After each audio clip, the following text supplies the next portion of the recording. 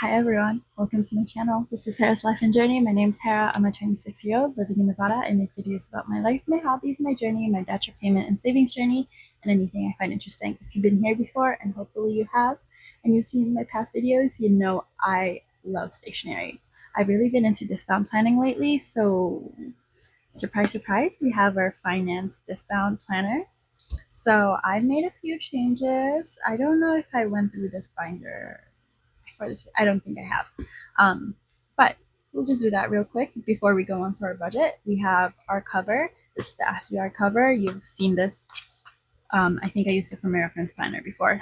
SVR cover, Moments dashboard. These are two different sets from cloth and paper that I just combined. We've got our inbox here. We've got our little task flags here. I use my P Brother touch label to make these. We have our tracker section. This is from cloth and paper. This insert, this inbox is from MayPaperCo. This dashboard is cloth and paper. And then we have this. Ooh, I need to add an insert here. Look, I forgot. This dashboard, Renaissance dashboard, is from Jane's Agenda. All right, we have our yearly financials, which I'm going to start next year, not this year. And then we've got our bills. So you can see here what I paid for rent, my gym membership, HOA, electricity, Vicky, Jane's Agenda, my subscription, YouTube Premium, iCloud, car wash, and internet. And since we're at August, starting September, we haven't marked any of our September yet. All right, we're gonna go through and do a budget with me today, like an actual detailed one. But before we go there, I do have a sinking fund section. So this is, let's go here. Let's get that. We have our expense tracker here. We have a wish list insert, which I'm not gonna share my wish list. Okay. We've got a wish list tracker here. This is from MayPaperCo.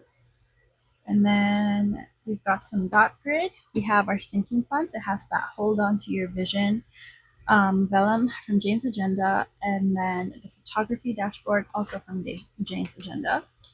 We have our sinking funds. This is my sinking funds list. This is that pink and purple binder and how much the goal is for each. This is from Infinite Lotus, the sinking funds. We have additional sinking funds I haven't started yet, but I want to add. So we have our school fund here. I actually need to update this because I actually used this.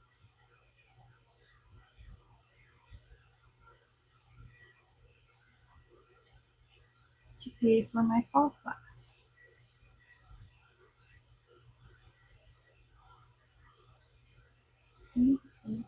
Oh, okay. So the 700 I was going to use to pay extra for my loan, but I decided not to and keep it in my savings so that I could use this to pay for my school, which actually worked out. This was going to be an extra payment I got, or I was supposed to put in my loan because I got a bonus for one of my clients. So, and I'm using it for school, so no debt there, no additional debt. And this is for my chem class. And then we have a few other categories I want to start saving for. And then some blank ones. Again, I don't know fully yet if I want to do a page of these for each of these, but I feel like that's kind of a waste. So I'm using this more for anything I don't really have an envelope for, or I just put in my card. That's it for sinking funds. Okay, we've got savings. This is the Wildflowers Vellum from Jane's Agenda, and then Morning Coffee Dashboard from Jane's Agenda. And then we've got a savings tracker here. This is from MayPaperCo. And then we also have our debt trackers here. And it's just also from MayPaperCo. And that's really about it. That's my finance binder. And we'll definitely be going through updating this together. I'm still just in the midst of figuring everything out. But for today, we will start with our monthly finances. So this is the pre-planning for the upcoming month. how much we're going to earn and how much we're going to save and spend. Um, so let me just zoom in. I'll zoom in editing wise. So we've got our income. This is all forecasted. My first job, I always earn this.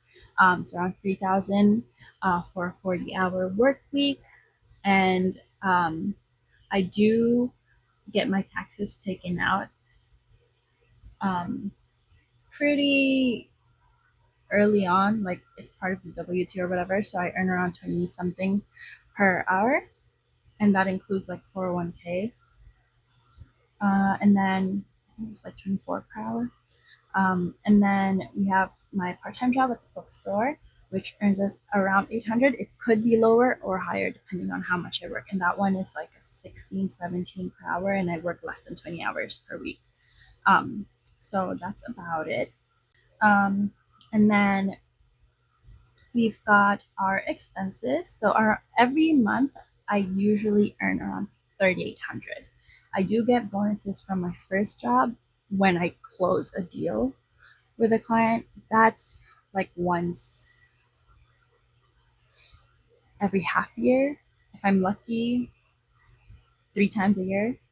But usually, and with the economy right now, it's really just once every 6 months I'm able to do that.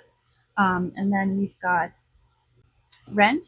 I do live with my parents, but I pay rent to them, which is around 500. That's pretty stable.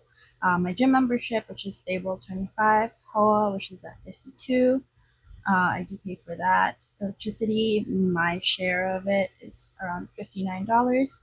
Viki is a Korean Asian drama watching service, streaming service, which is $10. I'm actually thinking of canceling it this month, September. It renews on September 2nd, or sorry, September 5th.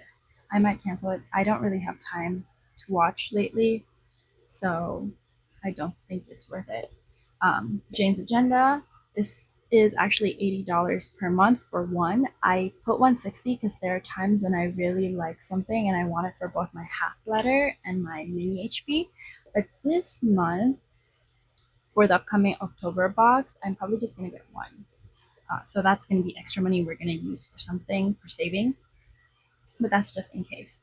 YouTube Premium is $8. I do have the student plan, so I pay $7.99, and that's expiring next year. So we'll see if I keep it then.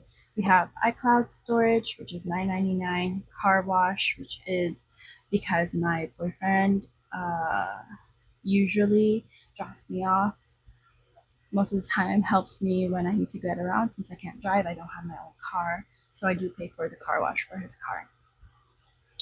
That's like the unlimited membership, so it's really worth it, especially because we have Ube, who my boyfriend, thankfully, I'm very grateful. He's totally okay with Ube being in his car, and we use his car when we need to bring Ube to the vet. Um, and a husky in a car when she's shedding is not a fun time. I'm more than happy to pay that car wash. We have internet, which is at 205. I have these two with exclamation marks. So these two, I vary throughout the months. It depends if something comes up. Sometimes I might lower it. If I have extra money, I increase it. But savings, I usually try to save 800 every month. I want to save as much as I can before I move out. And then for tax, since it's already taken out of my first job, I don't really worry about it as much, but I do have to plan extra tax payments for my second job. And this one, I usually just put it immediately into a high yield savings until I need to take it out. I give myself an allowance of $100. This doesn't leave my account, but since I'm going to start stuffing everything into the binders this month, this September, and then just at the end of the week putting it back in the bank, just so I can visually see the money, I think that would be helpful for me. I put 100, and this is for the entire month. So that $100 needs to be divided by however many weeks there are.